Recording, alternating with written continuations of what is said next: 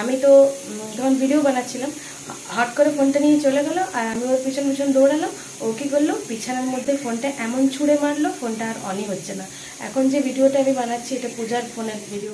Hello everyone, good morning, welcome back to my channel. তোমাদের সবাইকে স্বাগত আমার আরেকটি নতুন ভিডিওতে।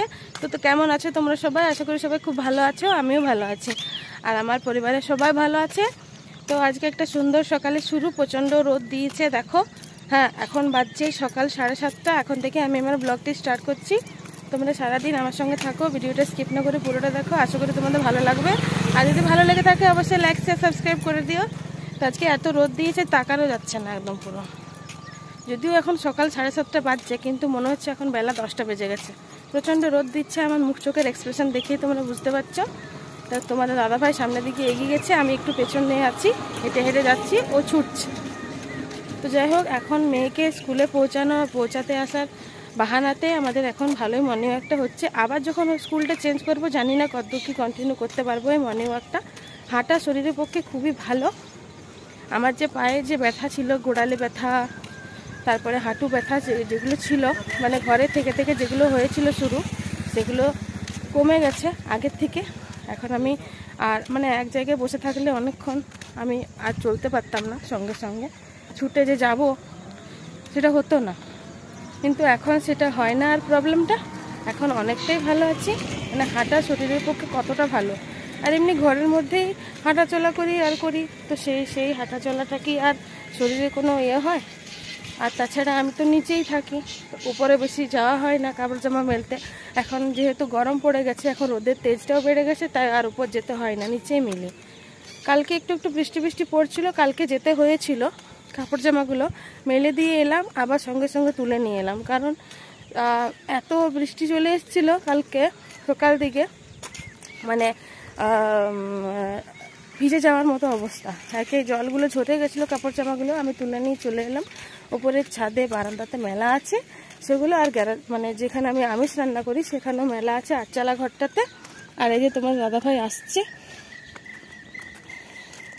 আজকে, না মানে অজান্তে আমার দুজনের কম্বিনেশন একই হয়ে গেছে। ও ব্লু হোয়াইট পরেছে, আমিও ব্লু হোয়াইটই পরেছি, মানে দুজনে যেমন আমরা স্কুল ড্রেস পরেছি, দুজনে আমরা স্কুলের স্টুডেন্ট। আমার মেয়েও স্টুডেন্ট, তার সঙ্গে সঙ্গে ওর মা বাবাও স্টুডেন্ট। তো চলো, আমরা নদী পাড়ে হাঁটতে এসেছি এখন। এই যে ব্রিজতে হাঁটাহাঁটি করছি, তোমরা দেখতেই পাচ্ছ। আর নদীতে একদমই জল নেই। চলো তোমাদের এবার ব্যাক ক্যামেরা। এই যে নদী শুকিয়ে কাঠ হয়ে গেছে, আর এটা বর্ষাকালে একদম মানে এটা জল পুরো একদম কানায় কানায় ভর্তি থাকে, আশেপাশে গ্রাম পর্যন্ত ডুবে যায়, এরকম অবস্থা। একদম বালিতে ভর্তি হয়ে গেছে গোটা নদীটা একদম। এটা কুড়লে অবশ্য জল পাওয়া যাবে। আর ওই যে একটা নালার মতো বয়ে গেছে, ওখানেই সবাই স্নান টান করে, এখানে সবাই স্নান টান করে। ওই যে নালার মতো একটা বয়ে গেছে ওখানে, আর ওই যে দূরে দেখতে পাচ্ছ তোমরা। চলো, এই যে তোমার দাদাভাই বলছে যে মাঠে যাই, হাঁটতে হাঁটতে এত দূর এলাম, এবার মাঠে যাই, মাঠে গিয়ে একটু ব্যায়াম করবো, দিয়ে চলে যাবো। হ্যালো বন্ধুরা, আচ্ছা তোমরা কেমন আছো অবশ্যই জানিও। তোমরা তো ভিডিও দেখছো আমার, অবশ্যই আমি বুঝতে পারছি তোমরা আমাদের ভিডিও অবশ্যই দেখো। আর তোমাদের ভালোবাসা ছাড়া তো এতদূর পৌঁছানো যেত না। তো তবে একটা জিনিস যেটা হচ্ছে যে তোমরা ভিডিওতে লাইক কমেন্টটা একটু করো, তাহলে আমরা বুঝতে পারবো যে তোমাদের ভিডিও ভালো লাগে। আর তা না হলে আমরা কীভাবে বুঝবো? কমেন্ট করো, ভালো লাগলেও কমেন্ট করো, আর খারাপ লাগলেও বলো কোনখানটা আমাদের ঠিক করে নিতে হবে, সেটাও বলো। তো অবশ্যই লাইক শেয়ার কমেন্ট এগুলো করো, তাহলে তোমাদের সঙ্গে আমাদের কমিউনিকেশনটা ভালো থাকবে, আর্থিক বোধটা আরও ভালো গড়ে উঠবে। চলো এবার হাঁটতে হাঁটতে মাঠের দিকে এগোই। হাঁটতে হাঁটতে অনেকটা পথ চলে এসেছি। হেঁটে আসার পর আমার মনে হয় যে কতদূর চলে এসেছি। হাঁটতে হেঁটে যেতে যেতে আমাদের 8টা বেজে যাবে। তারপরে মাঠে তারপরে সোয়েটার টুপিগুলো নেব, যেগুলো রেখে দিয়ে এসেছি। তারপরে তোমার দাদাভাই একটু ব্যায়াম করবে, দিয়ে পরে আমরা বাড়ি ফিরে যাব। বাড়ি ফিরে গিয়ে তো কাজকর্ম তো আছেই। যাই হোক চলো তোমরা সঙ্গে থাকো।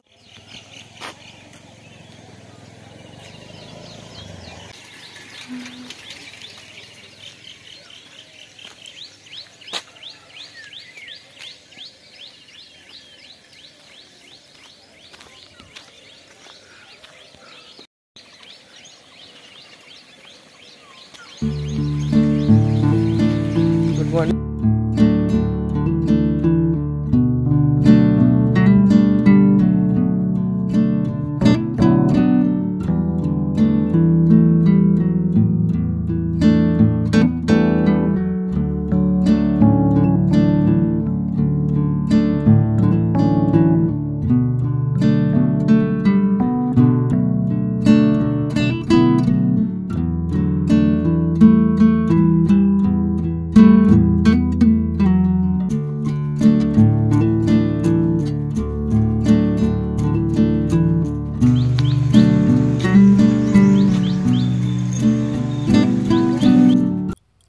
তো মর্নিং ওয়াক থেকে এসে পরে চটপট রান্নায় লেগে পড়েছি। আজকে ভাবছি কি রান্না করব।